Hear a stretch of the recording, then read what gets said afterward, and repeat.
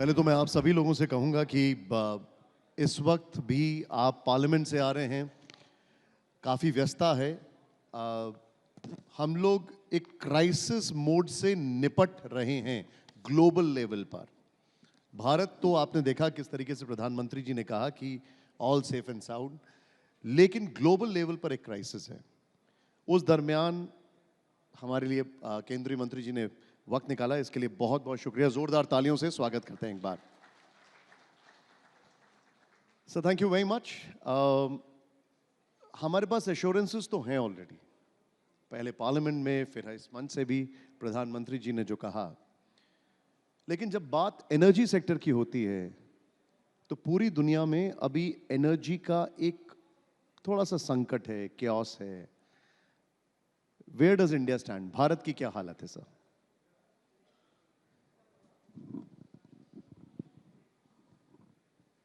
आपका बात सही है।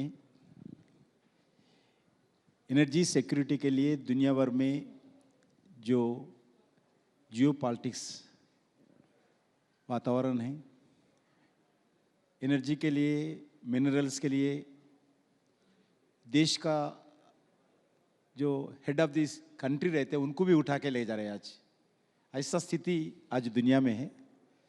मगर भारत बहुत सालों से डिपेंडेबल थे। अभी प्रधानमंत्री नरेंद्र मोदी जी के नेतृत्व में हम आत्मनिर्भर बनने के लिए पूरा प्रयास कर रहे हैं।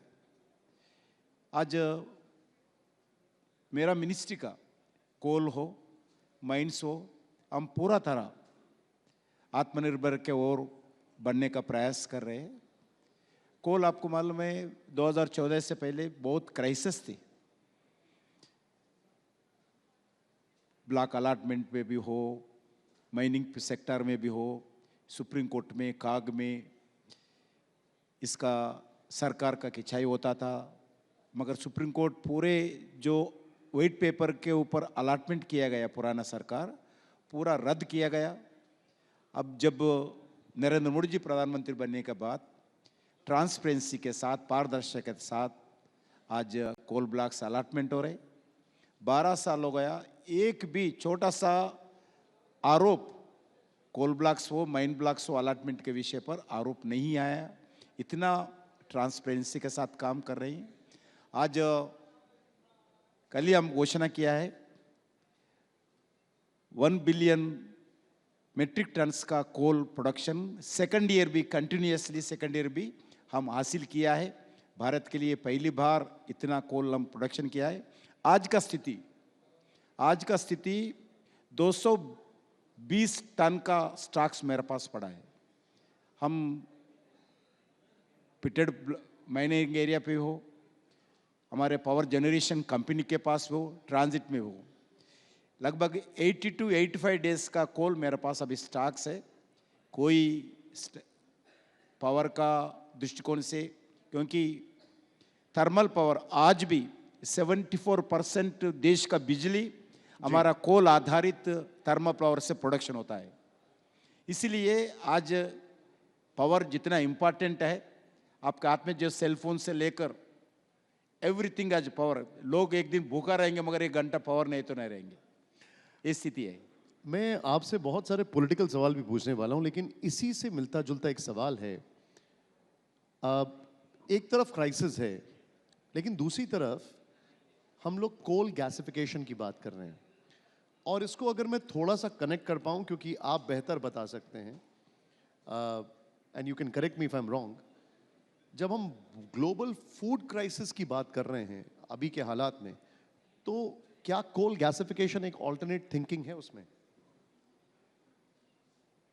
जो एनर्जी सेक्टर में जो क्राइसिस है, वो क्राइसिस को दूर करने वाला भारत का अलग अलग रास्ता में एक रास्ता कोल गैसिफिकेशन है। क्योंकि आज भी हम fertiliser, methanol, petrochemicals, crude oil, everything हम डिपेंड करते हैं विदेश के ऊपर। अभी एक हमारा, क्योंकि भारत में लगभग आज 400 बिलियन टन्स का रिजर्व्स है। आने वाले 70 साल के लिए कोल रिजर्व्स भारत में हैं। इसलिए कोल का कोई कमी नहीं है। आने वाले दिन में कोल में क्या क्या कंडीशंस हो सकता है पता नहीं, इसलिए जितना हो सकता है उतना देश के लिए, देश के विकास के लिए कोल यूज़ करना चाहिए, ऐसा मेरा इच्छा है व्यक्तिगत। इसी दृष्टिकोण से एक मात्र डाइवर्सिफिकेशन कोल का यूटिलाइजेशन का कोल गैसिफिकेशन है, क्योंकि कोल गैसिफिकेशन के द्वारा हम फर्टिलाइजर डेवलप कर सकते हैं। कोल गैसिफिकेशन के द्वारा सिनगैस प्रोडक्ट का प्रोडक्शन करके उसके द्वारा आज पेट्रोकेमिकल्स यूज़ कर, एसएनजी यूज़ कर सकते हैं। जितने भी केमिकल्स है सभी केमिकल्स कोल के द्वारा डेवलप कर सकते हैं। इसके लिए भारत सरकार कोल गैसिफिकेशन का दृष्टिकोण से एक मिशन मोड पर काम कर रही है। अभी अभी लास्ट मंथ ही लगभग 7, पहली बार आज़ाद के बाद first time 7 coal blocks surface gasification के लिए एक्शन किया है। उसमें 4 ब्लॉक्स का भूमि पूजन हो गया है, काम शुरू हो गया। नेक्स्ट मंथ उड़ीसा में लगभग 25,000 करोड़ का एक हमारा कोल इंडिया BHEL मिलके जेवी का एक कोल गैसिफिकेशन प्रोजेक्ट शुरू करने वाले हैं। आने वाले दिन में लगभग 5 लाख करोड़ रुपए कोल गैसिफिकेशन के ऊपर प्राइवेट एंड गवर्नमेंट मिलकर हम इन्वेस्टमेंट्स करने वाले हैं। कोल गैसिफिकेशन के द्वारा एक नया सेक्टर होगा, क्योंकि जो एनवायरनमेंट दृष्टिकोण से भी हो, पोल्यूशन दृष्टिकोण से भी हो, जो कोल को पूरा यूटिलाइजेशन करने के लिए ये एक्टिविटी होता है। इसमें 2 तरह कोल गैसिफिकेशन होता है, एक सरफेस गैसिफिकेशन होता है, एक अंडरग्राउंड गैसिफिकेशन होता है। भारत में 300 मीटर से ज़्यादा अंडरग्राउंड कोल ज़्यादा है। इसके लिए कोल गैसिफिकेशन एकमात्र रूट है इस कोल को उपयोग करने के लिए। इसके लिए भी गवर्नमेंट ऑफ इंडिया टेक्नोलॉजी नहीं थे, अलग अलग देशों से टेक्नोलॉजी लाए हैं और BHEL जैसे कंपनी से सरफेस टेक्नोलॉजी तैयार किया है। जर्मनी जैसे अलग अलग देशों से भी हम टेक्नोलॉजी लाकर अंडरग्राउंड गैसिफिकेशन, सरफेस गैसिफिकेशन का काम शुरू करने वाले हैं। ये भारत के लिए बड़ा गेम चेंजर होगा आने वाले दिन में। अब मैं आता हूं कुछ पॉलिटिकल सवाल पर, और शुरुआत में वहां से करता हूं जो थोड़ी देर पहले यहाँ पर ओवैसी जी बैठे हुए थे जहाँ पर आप बैठे हैं। उनका ये कहना था कि भारत में ईद मनाने की भी आज़ादी नहीं है, जिस तरीके से दिल्ली में जो उत्तम नगर में हुआ। आपका टेक इस पर? बिल्कुल गलत है। पाकिस्तान है क्या? आज़ादी नहीं है। भारत में सब कुछ आज़ादी है। भारत में जितना आज़ादी है दुनिया में कोई देश में नहीं है। जितने दिन भारत में प्रजातंत्र रहेगा, जितने दिन सनातन धर्म रहेगा, भारत में सभी लोगों के लिए प्रार्थना कर सकता है, ईद बना सकते हैं, कोई प्रॉब्लम नहीं है। अगर प्रॉब्लम होगा जब हिंदूस माइनॉरिटी हो तो प्रॉब्लम होगा, मगर हिंदू मेजॉरिटी है तो कोई रिलीजियस को भी कोई प्रॉब्लम नहीं होगा। ये पहली ये ओवैसी समझना चाहिए। नहीं, लेकिन वो ये भी कहते हैं कि अगर गंगा में नाले मिल रहे हैं तो वो बर्दाश्त किया जा रहा है, लेकिन हड्डी फेंकने के नाम पे मुसलमानों को टारगेट किया जा रहा है। ये बिल्कुल गलत है। ये देश में इतना आज़ादी है, इस आज़ादी को दुरुपयोग करना चाहिए, ऐसा नहीं करना चाहिए। जानबूझकर एक रिलीजियस सेंटिमेंट को हर्ट करने के लिए कुछ लोग काम करें तो खामोश बैठना नहीं चाहिए। हाँ, जनरली कुछ देश के स्थिति के आधार पर, नेचर के आधार पर कुछ गंगा में मिले तो अलग बात है, मगर गंगा को अपमान करते हुए एक रिलीजियस का सेंटिमेंट को अपमान करने के लिए प्रयास करें तो बिल्कुल गलत है। अच्छा, एक उनका स्टेटमेंट था जो काफ़ी ज़्यादा चर्चा में रहा, और मैं आपका उस पर टेक लेना चाहूँगा। उन्होंने कहा कि भारत की कोई भी नागरिक प्रधानमंत्री, CM या मेयर बन सकता है। मेरा सपना है कि एक दिन ऐसा आएगा जब हिजाब पहनने वाली बेटी इस देश की प्रधानमंत्री बनेगी। आपका टेक? ठीक है, उनका इच्छा ठीक है, मगर देश में हम भी, ये डेमोक्रेटिक कंट्री है, डेमोक्रेटिक कंट्री में कोई भी कुछ हो सकता है। मगर भारत में आज का स्थिति, क्योंकि इस देश का प्रेसिडेंट ऑफ इंडिया बना है, इस देश का इंडियन क्रिकेट टीम का भी बने हैं, चीफ जस्टिस भी बने हैं, सब कुछ बन सकता है। ये भारत का, मैं अभी बता रहा हूँ, भारत का प्रजातंत्र का ये शक्ति है ना, ओवैसी का शक्ति है ना, कि प्रजातंत्र का शक्ति है। भारत का जनता का एक थाट का एक बड़ा एक एनवायरमेंट दृष्टिकोण से ठीक है। ये पार्लियामेंट का सेशन ऑन है और हमने देखा इस बार काफ़ी चर्चा में रहे हैं राहुल गांधी लगातार। वो जो भी कोई टॉपिक को पिक करते हैं, सत्ता पक्ष की तरफ से कहा जाता है कि वो देश विरोधी हैं। आप इसको कैसे देखते हैं? देश में रहते हुए देश का इलेक्टेड रिप्रेजेंटेटिव रहते हुए, देश का 150 साल का पार्टी का नेता बनते हुए, देश का उनका दादा परदादा, उनका पिता, इस सभी लोगों का एक प्रधानमंत्री का जैसा हाई लेवल जिम्मेदारी निभाने वाले एक परिवार से आए हुए व्यक्ति देश के खिलाफ बात करना, ये बिल्कुल देश के जनता सहन नहीं करते हैं। विदेश में जाकर आप भारत में पार्लियामेंट में प्रधानमंत्री के खिलाफ हो और कोई मिनिस्टर के खिलाफ हो बात कर सकते हैं, कोई गलत नहीं है, ये डेमोक्रेसी में आपको अधिकार है। मगर विदेश में जाकर विदेश प्लेटफॉर्म के खिलाफ, विदेश प्लेटफॉर्म में भारत देश के खिलाफ, प्रजातंत्र के खिलाफ, सुप्रीम कोर्ट के खिलाफ, इलेक्शन कमीशन के खिलाफ, इंडियन आर्मी के खिलाफ बात करना बिल्कुल ये देशद्रोही रास्ते में जा रहे हैं। क्योंकि आप बीजेपी के खिलाफ बात करो, प्रधानमंत्री जी के खिलाफ बात करो, कोई आपत्ति नहीं, हम जवाब देने को तैयार है। मगर देश के कॉन्स्टिट्यूशनल बॉडीज के खिलाफ, सुप्रीम कोर्ट के खिलाफ, इलेक्शन कमीशन के खिलाफ, लोकसभा स्पीकर के खिलाफ, लोकसभा के खिलाफ बात करना बिल्कुल गलत है। ये जो भी इतने दिन से जो व्यवहार कर रहे हैं उनका फीडबैक पूरा विदेशों से आते हैं। कोई फाइल्स है कहते विदेशों में, ये फाइल्स कौन है, वो भारत को क्या है, भारत का प्रधानमंत्री का क्या है, इतना एक अपोजिशन लीडर रह के देश का प्रधानमंत्री जी को इस फाइल से जोड़कर देश को अपमान करने के लिए, प्रधानमंत्री के कैस्ट के नाम पर, प्रधानमंत्री के माताजी के नाम पर, प्रधानमंत्री जी के व्यवहार के नाम पर ये बिल्कुल बात करना देश के लिए कोई हित का इश्यू नहीं है। क्योंकि आप प्रधानमंत्री बनना चाहते हैं, आप देश का अपोजिशन पार्टी लीडर है, इलेक्टेड रिप्रेजेंटेटिव है, आपका व्यवहार जो है बिल्कुल देश के हित के ठीक नहीं है। ये देश के द्रोहियों के साथ मिलकर ये बात करें, बिल्कुल हम फिर एक बात मैं ऑन रिकॉर्ड बताना चाहता हूं। लेकिन राहुल गांधी ये कहते हैं कि मैं देश विरोधी नहीं, मैं सरकार से सवाल पूछता हूं। राहुल गांधी का कहना है कि वो महंगाई पे सवाल पूछ रहे हैं, उनका कहना है कि जब रुपया गिर रहा है तो उस पर सवाल पूछ रहे हैं, उनका कहना है कि वो चीन की घुसपैठ पर सवाल पूछ रहे हैं। वो देश विरोधी कहां से हो गया है?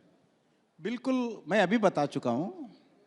आप जब सर्जिकल स्ट्राइक हुआ, एयर स्ट्राइक हुआ, ऑपरेशन सिंदूर हुआ, एक अपोजिशन पार्टी लीडर के जैसे आप आर्मी को सपोर्ट करना, देश के समर्थन में रहना, पाकिस्तान के खिलाफ बोलना, आतंकवाद के खिलाफ बोलना, खून खराबा के खिलाफ बोलना, इनोसेंट के जो हत्या करते हैं उसके खिलाफ बोलना, ये आज तक बोले भी नहीं।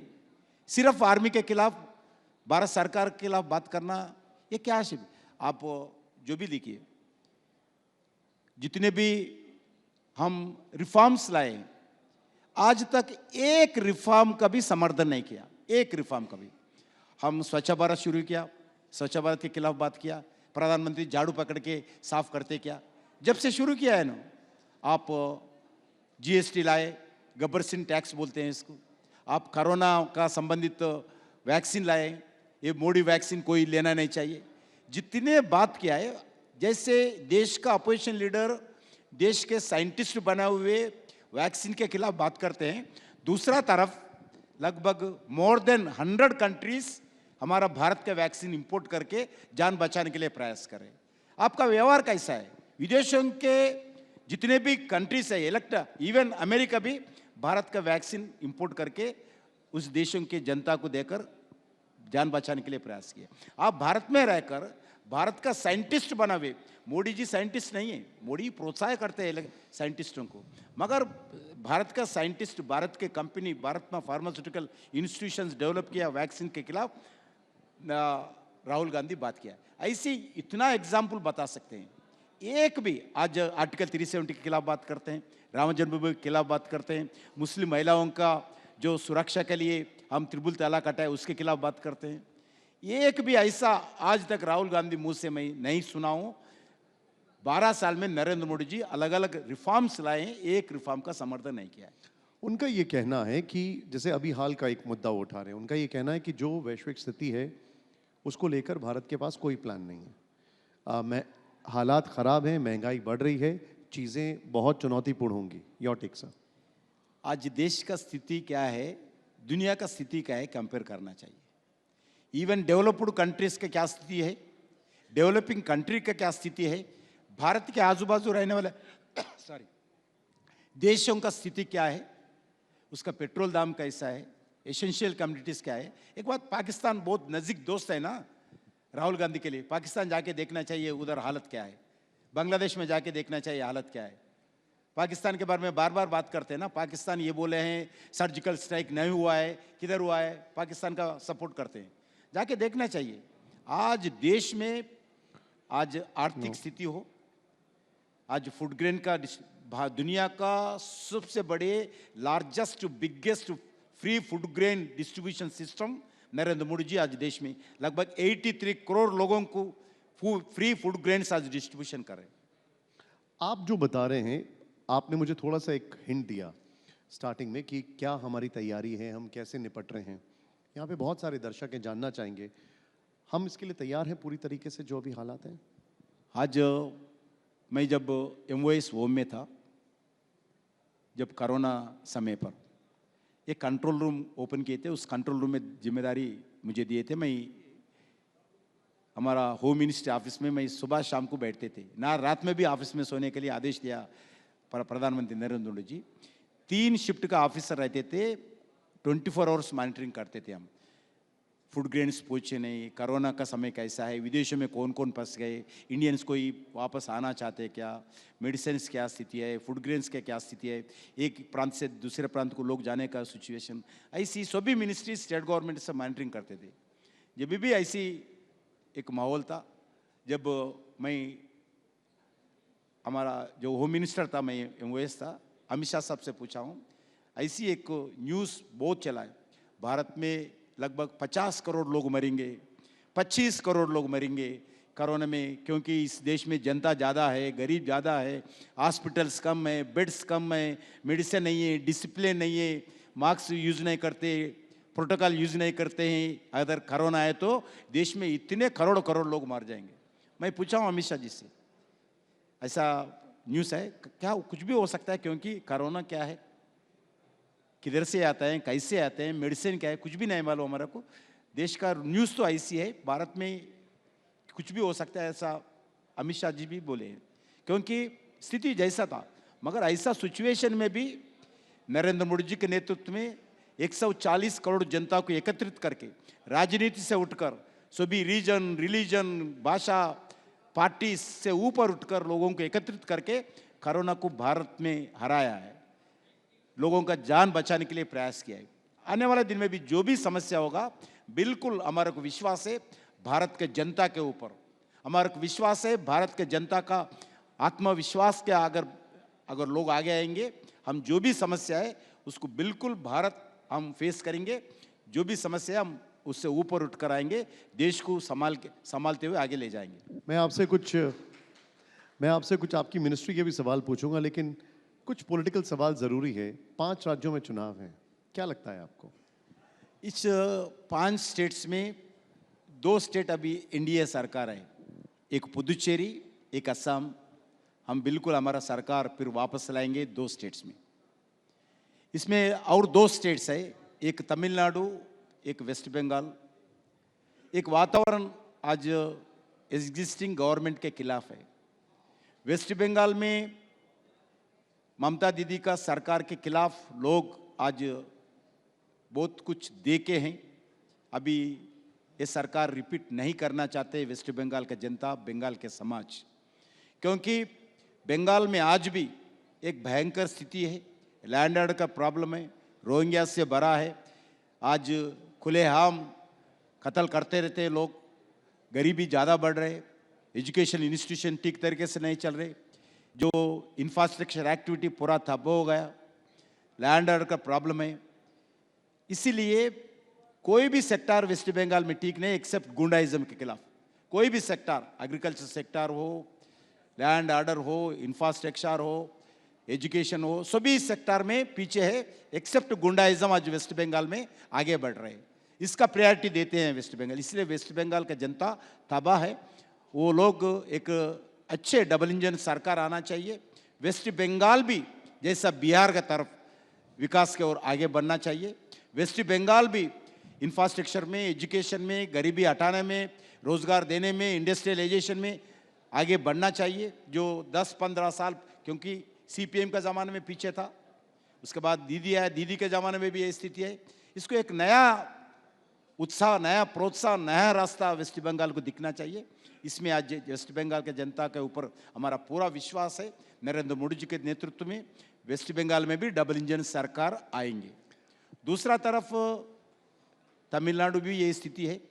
तमिलनाडु भी जो, क्योंकि एक टर्म के बाद दूसरा टर्म जनरली तमिलनाडु में आते नहीं, 5 साल के बाद सरकार बदलते रहते हैं।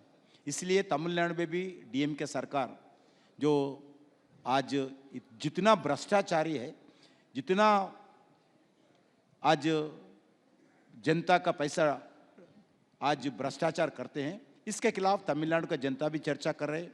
सनातन धर्म के खिलाफ बात करते हैं, परिवारवाद है, पूरा भ्रष्टाचार है। इसलिए उधर भी एनडीए के नेतृत्व में तमिलनाडु में भी सरकार जरूर आएंगे।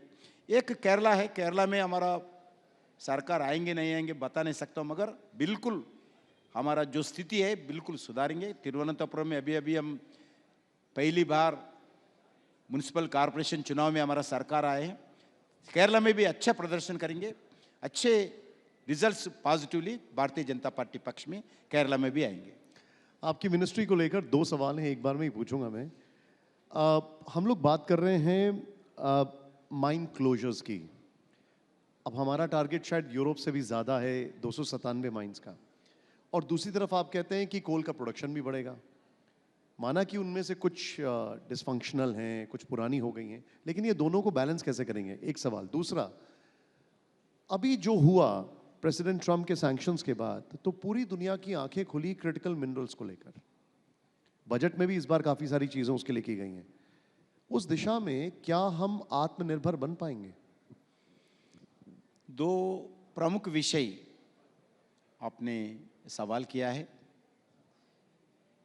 एक माइन क्लोजर, जो भी माइन्स हम मिनरल्स निकालने के बाद उस माइन्स को साइंटिफिक मेथड में माइन क्लोजर करना चाहिए, मगर दुर्भाग्य से ब्रिटिश जमाने से देश में कोल निकालने का काम ब्रिटिश जमाने से शुरू किया है, मगर आज तक साइंटिफिक मेथड पे एक माइन भी क्लोजर नहीं हुआ है। अभी लगभग 147 डी कोल माइन्स ऐसा पड़ा हुआ है। आज प्रधानमंत्री जी आदेश दिया है, जितने पैसे खर्च होने दो एनवायरमेंट दृष्टिकोण से, सभी डी कोल माइन्स है उसको साइंटिफिक मेथड में क्लोज करने का आदेश दिया है। हम उसमें काम शुरू किया है। डीपीआर, एक माइन का डीपीआर अलग अलग बना रहे, लेवल करना, ग्रीनरी डेवलपमेंट करना, वाटर पॉन्ड्स डेवलप करना, फिशरीज एक्टिविटीज डेवलपमेंट करना, टूरिज्म स्पॉट्स डेवलपमेंट करना, local community self help groups नवयुवकों को रोजगार देना, उधर फैक्ट्रीज जरूरत है तो फैक्ट्रीज बनाना चाहिए, डाटा सेंटर्स बनाने तो डाटा सेंटर बनाना चाहिए, प्लेग्राउंड्स है तो प्लेग्राउंड्स बनाना चाहिए। ऐसी जो लैंड है पूरा जनता के हित के लिए, विकास के लिए, एनवायरनमेंट बचाने के लिए प्रयास करने के लिए हम काम शुरू किया है। 147 डी कोल माइन्स को साइमल्टेनियसली डीपीआर बनाया। साइमल्टेनियसली एक एक माइन के लिए एक एक सीनियर हमारा कोल मिनिस्ट्री का नोडल ऑफिसर नियुक्त किया गया, नंबर 1। नंबर 2, इस जिला का कलेक्टर के नेतृत्व में एक एडवाइजरी कमेटी गठित किया है। कलेक्टर्स नेतृत्व में लोकल कम्युनिटी को भागीदार करते हुए माइन क्लोजर में उनको भी जिम्मेदारी दे रहे। तीसरा, मेरे जैसे सीनियर ऑफिसर्स हो, कार्यकर्ता हो, मिनिस्टर हो, एक एक महीना हम अडाप्ट लिया है। 147 सीनियर ऑफिसर्स को अडाप्ट किया है। इसमें मैं भी, मेरा मिनिस्ट्री ने वेस्टर्न कोलफील्ड में चंद्रपुर के अंदर एक माइन दिया है मेरे को। मैं भी स्वयं जाके मॉनिटरिंग करके 2 दिन रहकर आया हूँ। ऐसी सभी मिनिस्टर्स जितने भी है हमारा मिनिस्ट्री के काम करने वाला AS ऑफिसर हो, सीनियर ऑफिसर्स हो, कोल कंपनी के डायरेक्टर्स हो, CMD हो, एक एक माइन दे दिया है। हम ऐसी 2027 28 के अंदर ही पूरा 147 coal mines, D coal mines है उसको पूरा साइंटिफिक मेथड में क्लोज करेंगे, ग्रीनरी डेवलप करेंगे, एनवायरनमेंट बचाएंगे, नंबर 1। नंबर 2, जो भी माइन्स एक्टिविटी है उसमें प्रोग्रेसिव माइन्स शुरू किया है। जैसे जैसा कोल निकालते हैं, जैसे जैसा मिनरल निकालते हैं, उस तरफ दूसरी तरफ आगे बढ़ते रहना चाहिए। पीछे तरफ पूरा greenery, environment progressive mine closure scientific method में क्लोज करते आगे बढ़ना जी। चाहिए, ये भी आदेश दिया है, नंबर 1। नंबर 2, अब दूसरा विषय, क्योंकि इसके माइन क्लोजर दृष्टिकोण से नेट जीरो 2070 के लिए भारत जो कमिटमेंट है एनवायरमेंट दृष्टिकोण से देखना चाहिए। दूसरा विषय इसमें यह बताए, जैसा देश के लिए मिनरल चाहिए, मिनरल के बाद देश का एनवायरमेंट भी बचाना चाहिए, ये हमारा जिम्मेदारी है। Well said. ये दोनों बैलेंस करते हुए हम आगे बढ़ रहे हैं। क्योंकि आज कोल ब्लॉक्स बोले तो लोगों के मन में एक आता है ये पूरे डिस्ट्रॉय करते हैं नेचर को, नहीं, हम डिस्ट्रॉय देश के लिए जो ग्रीनरी डेवलपमेंट करते हैं उसको बचाने के लिए प्रयास करेंगे, देश के हित के लिए। क्योंकि आज मैं पहले बता चुका हूँ, 1 घंटा पावर नहीं है तो लोग सहन नहीं करेंगे, इसीलिए पावर जितना चाहिए, 74% ऑफ पावर आज भारत में कोल के द्वारा, थर्मल पावर के द्वारा सप्लाई होता है, इसलिए कोल जरूरी है। जैसा आप गैसिफिकेशन का इश्यू बताए, गैसिफिकेशन के लिए भी जरूरी है। नंबर 2, मिनरल जो क्रिटिकल मिनरल है, जो आज डिफेंस में भी हो, आज सेलफोन में भी हो, आईपैड में भी हो, लैपटॉप्स में भी हो, हेल्थ मेडिकल इक्विपमेंट्स में भी हो, मोटर व्हीकल का जो इलेक्ट्रिकल व्हीकल्स है, ईवी व्हीकल्स, इसमें भी हो, सभी जगह आपके हाथ में जो माइक पकड़े हैं ये भी क्रिटिकल मिनरल के द्वारा चलता है। आपको जो टीवी दिखते हैं इसकी क्रिटिकल मिनरल के बिना अब टीवी चैनल नहीं दिखता है, कंट्रोल भी नहीं चलता है, इसलिए क्रिटिकल मिनरल बहुत बड़ा जरूरी है। हम बहुत पीछे हैं, अभी भी हमारे पास रिसोर्सेस कम है, 95% वे डिपेंडेंट, विदेशों के ऊपर डिपेंडेंट होके इतने साल क्रिटिकल मिनरल का चला रहे। क्योंकि आज मैन्युफैक्चरिंग हब बनने वाला है, ईवी व्हीकल्स का हब बनने वाला है जी। सभी दृष्टिकोण से आज क्रिटिकल मिनरल बहुत जरूरी है। इसके लिए नरेंद्र मोदी जी सरकार अभी 38,000 करोड़ से एक नेशनल क्रिटिकल मिनरल मिशन का शुरू किया है। आने वाले दिन में क्रिटिकल मिनरल को बढ़ाने के लिए government, whole of government approach, सब मिनिस्टर्स मिलकर, सभी स्टेट गवर्नमेंट से मिलकर, सभी प्राइवेट सेक्टर से मिलकर, विदेशों से रॉ मटेरियल लाना है, इधर में जितने भी क्रिटिकल मिनरल है इसका एक्सप्लोरेशन एक्टिविटी शुरू करना है, एक्सप्लोरेशन करके माइनिंग ब्लॉक्स बनाकर माइनिंग शुरू करना है, उसका प्रोसेसिंग शुरू करना है। अभी अभी फाइनेंस मिनिस्टर जो आरई का कॉरिडोर बनाया, उड़ीसा, केरला, तमिलनाडु, आंध्र प्रदेश, ये कॉरिडोर बनाने के लिए घोषणा किया है। वैसा ही क्रिटिकल मिनरल का प्रोसेसिंग प्लांट्स, पार्क्स बना रहे हैं हम, गुजरात, महाराष्ट्र, उड़ीसा, आंध्र प्रदेश, 4 स्टेट्स में पार्क्स बना रहे। अभी इसका ब्लॉक्स भी एक्शन शुरू किया है, एक्सप्लोरेशन एक्टिविटी बढ़ाया। बिल्कुल आने वाले दिन में जो क्रिटिकल मिनरल मिशन है, मिशन मोड पर, रियल मिशन मोड पर हम भारत काम करेंगे।